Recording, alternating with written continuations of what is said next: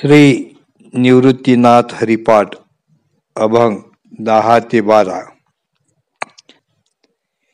जयाचेनी सुखे चळत पै विश्व, नांदे जगदीश सर्वा घटी. त्याचे नाम हरी, त्याचे नाम हरी, प्रपंच बोहरी कल्पनेची. शांती त्याची नारी, प्रकृती कामारी, उन्मनी ओवरी हृदयातू. निवृत्ती देवी धरिले निर्गुणी, शांती दे संपूर्णी हरी प्रेमे. अर्थ: ज्याच्या इच्छेने हे सर्व जग चालते तो जगदीश सर्वाभूती भरलेला आहे. त्यांचे नाव हरी असे असून तोच या सर्व प्रपंच कल्पनाची बोळवण करतो. त्यांचे शांती ही स्त्री, प्रकृती हा विकार आणि उन्मनी म्हणजे हृदयात दृढ होते. उन्मनी अवस्था म्हणजे 5वी अवस्था. निवृत्तीनाथ म्हणतात, मी निर्गुणाचे प्रेम धरले आणि त्यायोगे मला संपूर्ण शांती प्राप्त झाली. अभंग 11.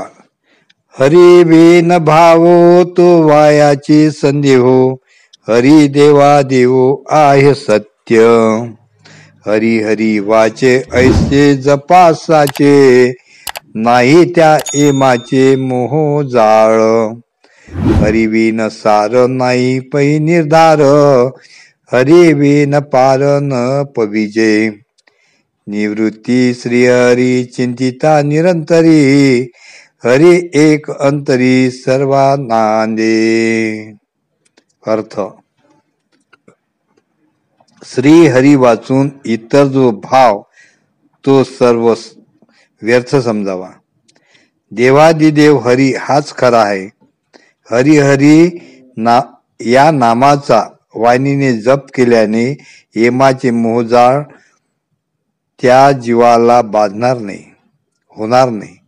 हरी वाचून सार नाही हे निश्चित, आणि हरी कृपे वाचून परतीरी जाता येणार नाही हेही निश्चित. सर्वाच्या अंतरंगात हरी नांदत आहे आणि त्याचे चिंतन मी अखंड करतो असे निवृत्तीनाथ म्हणतात. अभंग 12.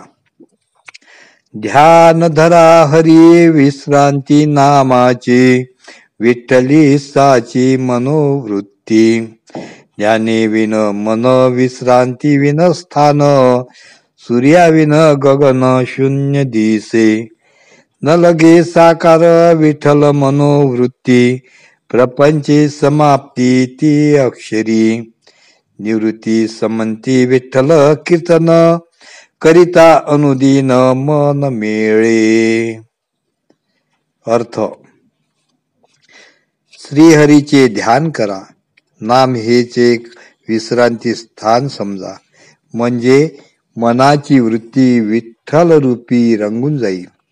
ज्याप्रमाणे सूर्याशिवाय आकाश शून्य दिसते, त्याप्रमाणेच ध्यानाशिवाय मन आणि विश्रांतीशिवाय स्थान समजावे.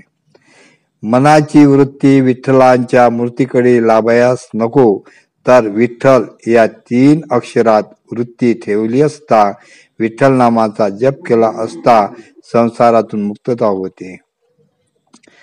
विठ्ठल, वि म्हणजे विवेक, ठ म्हणजे ठसवणे आणि ल म्हणजे लक्ष. त्या 5व्या ठिकाणी उन्मनी अवस्थेच्या ठिकाणी मन आणि लक्ष लावून त्याचा जप करावा. म्हणूनच दिवसानुदिवस विठ्ठल कीर्तनात मी मन रमवितो व लक्ष लावतो व त्यामुळे ते विठ्ठल स्वरूप होते असे निवृत्तीनाथ म्हणतात. सद्गुरुनाथ महाराज की जय.